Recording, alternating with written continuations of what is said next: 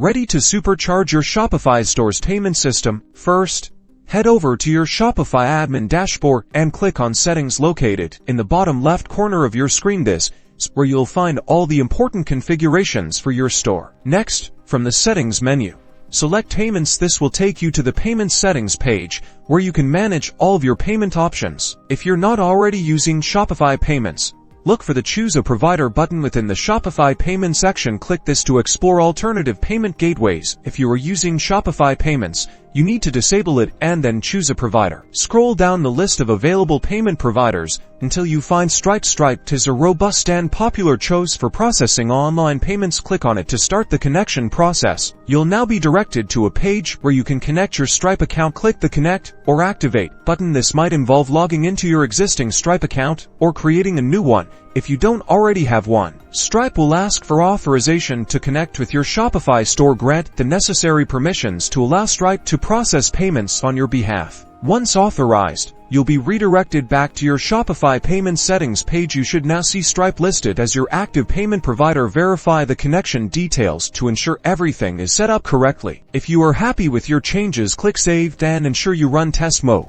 That's it.